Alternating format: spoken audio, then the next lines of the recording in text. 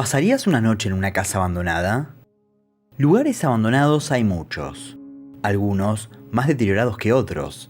En muchas ocasiones se los derriba para allí construir una edificación nueva. Pero otras veces son totalmente olvidados. Las paredes se derrumban, los techos se caen, los pisos se parten.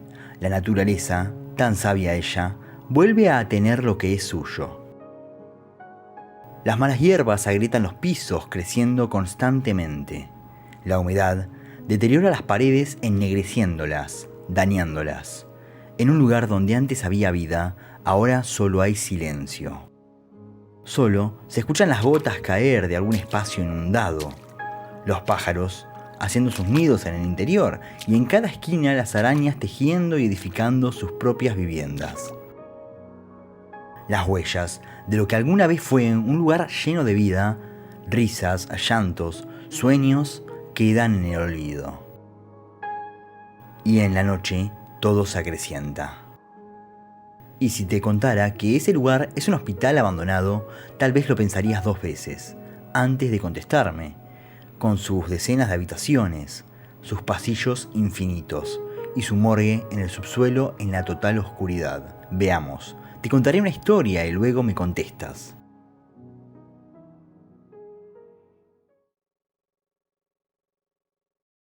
La peste blanca.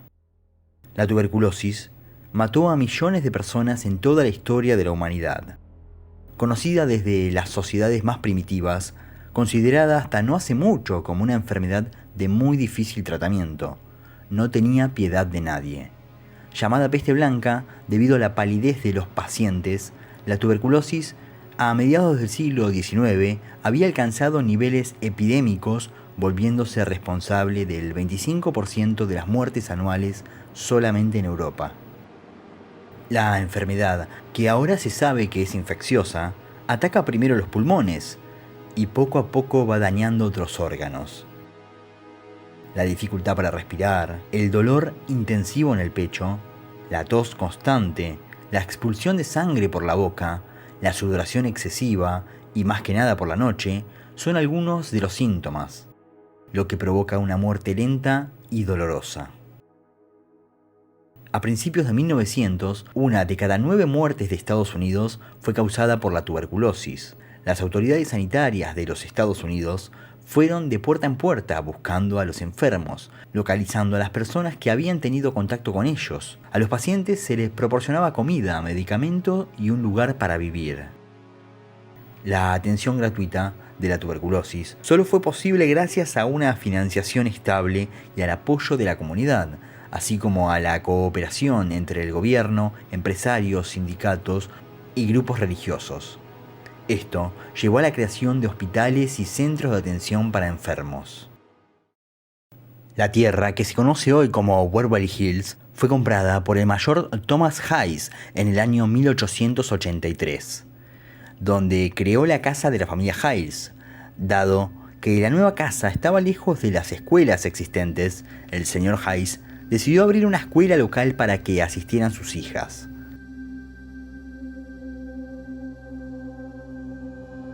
A principios de la década de 1900, el condado de Jefferson se vio gravemente afectado por el brote de tuberculosis.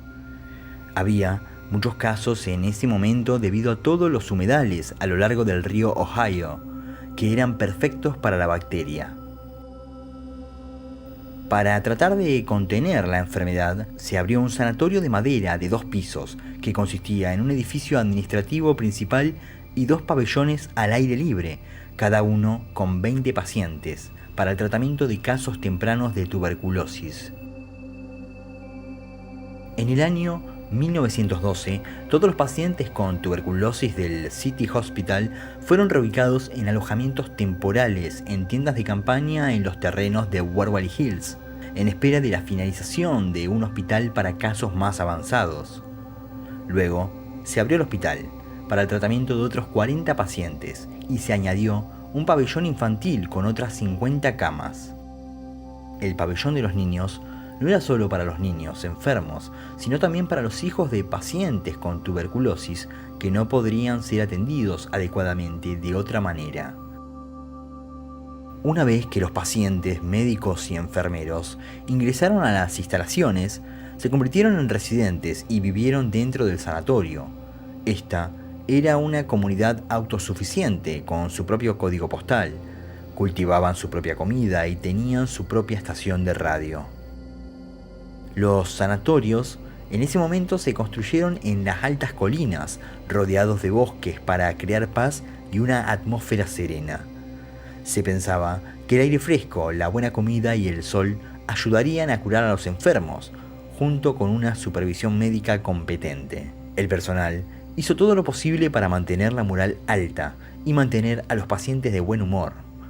Esto también era lo que se pensaba para mantener con vida a los pacientes por más tiempo y no sucumbir a la enfermedad. Los procedimientos probados en los pacientes por los médicos fueron tan sombríos como la misma enfermedad. Muchos de los pacientes no sobrevivieron a estas prácticas médicas experimentales. Algunos de estos tratamientos incluyeron la lobectomía y la neumectomía, en la que los médicos extraían quirúrgicamente partes infectadas del pulmón y a veces todo el pulmón. Otro procedimiento experimental practicado fue la toracoplastía. Consistía en la extracción de varias costillas de la pared torácica para colapsar un pulmón. Durante este tiempo, era común que algún paciente promedio requiriera la extracción de entre 7 u 8 costillas. Esto, más el sufrimiento de la propia enfermedad, hizo que el hospital se convirtiera en una zona de horrores, todo con la buena intención de ayudar a los pacientes. Los gritos de dolor, el miedo y la muerte se apoderaron del hospital. También se encontraba el tratamiento solar, que teorizaba que si un paciente se bañaba al sol, ayudaría a matar la bacteria que causaba la enfermedad. Los médicos también insertarían un globo en los pulmones de algunos pacientes y los llenaban con aire para ayudarlos a respirar. Desafortunadamente, estos procedimientos fueron ineficaces y no condujeron a una cura real. El personal trató de mantener alta la moral de los pacientes, permitiendo que sus seres queridos los visitaran. Hubo un día de visita en que los familiares de los pacientes pudieron entrar al centro y visitar a sus seres queridos enfermos, sin saber en ese momento que se trataba de una enfermedad transmitida por el aire. La mayoría de los pacientes moría y los cadáveres se retiraban por un túnel que atravesaba la colina, el cual lo denominaron el túnel de la muerte. Era una entrada y salida para los trabajadores del sanatorio. Se construyó en el primer piso con el resto del edificio. El corredor se encuentra a 500 pies al pie de la colina y tiene un juego de escaleras al lado, que era la escalera en que usaban los trabajadores. Del otro lado había un carro que subía y bajaba por la escalera que transportaba suministros y otras necesidades. Dado que los antibióticos no existían durante el tiempo en el que el sanatorio estuvo activo, se utilizaron otras formas de ayudar para tratar a los pacientes con tuberculosis. Sin embargo, en el pico de la enfermedad, ver a los muertos llevados a la vista de los pacientes bajaba la moral de estos.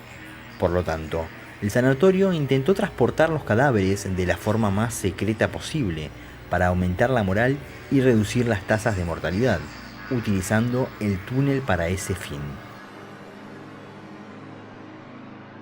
Debido a la necesidad constante de reparaciones en las estructuras de madera del edificio, existió la necesidad de una estructura más duradera, así como la necesidad de más camas para que las personas no sean rechazadas por falta de espacio.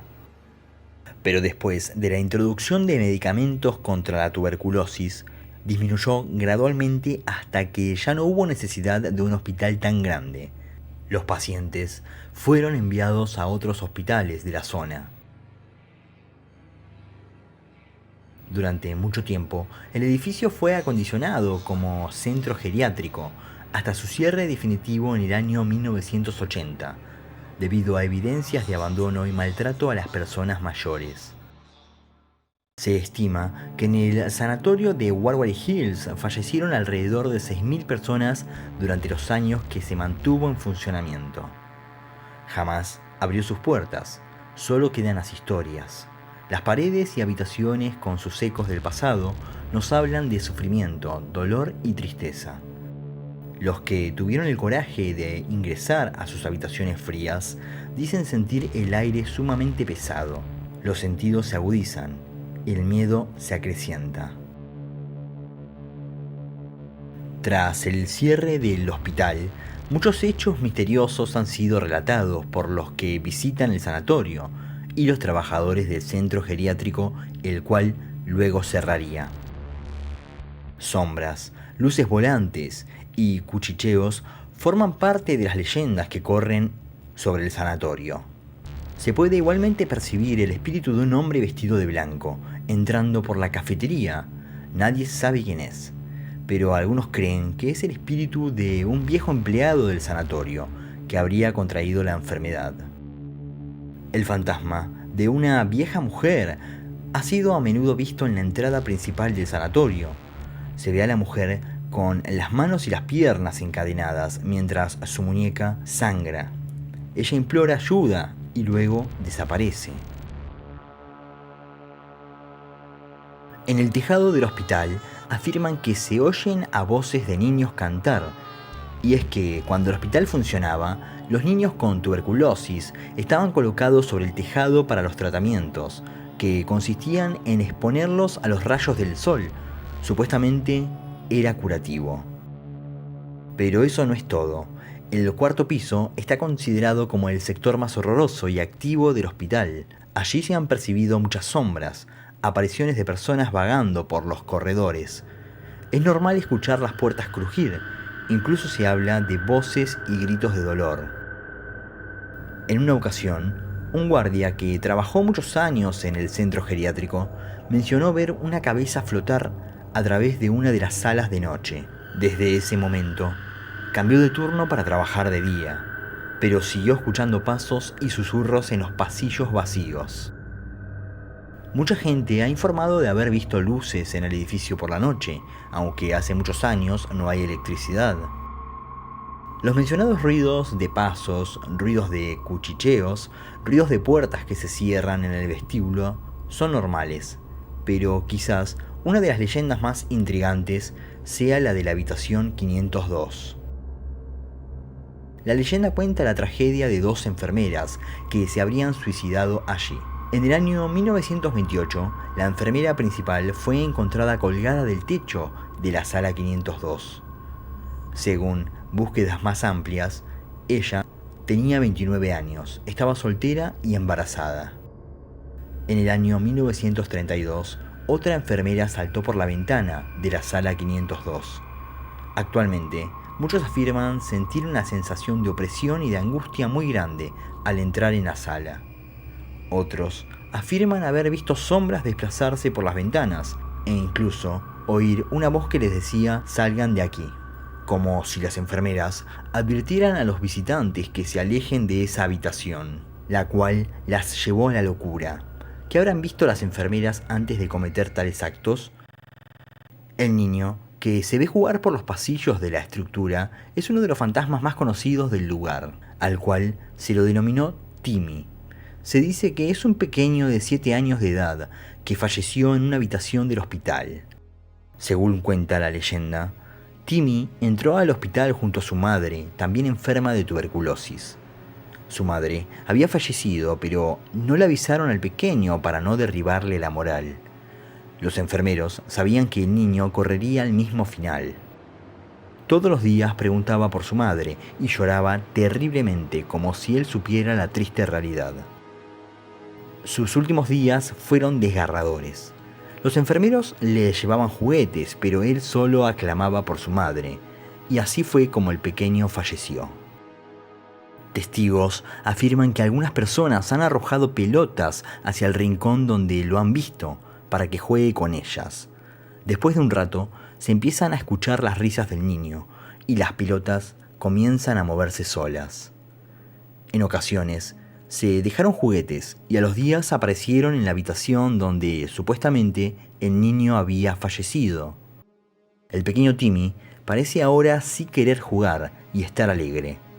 como si el reencuentro con el ser que más amó, su madre, lo hiciera feliz nuevamente. Algunas personas han tenido la oportunidad de caminar por el túnel de la muerte y afirman que en su recorrido se ven sombras, se escuchan pasos, voces y se logra sentir la presencia de entes. Investigadores del fenómeno paranormal han logrado grabar aterradoras psicofonías en ese lugar. Estas son solo algunas de las historias que se comentan de este lugar lleno de oscuridad y polvo. Un lugar marcado por la muerte y la soledad. Un lugar en donde los enfermeros siempre intentaron tener la moral alta de los pacientes, pero siempre ganó la muerte. Ahora dime, ¿te atreverías a pasar una noche en el hospital Waverly Hills? Comenta y suscríbete. Me ayudarías a seguir creciendo.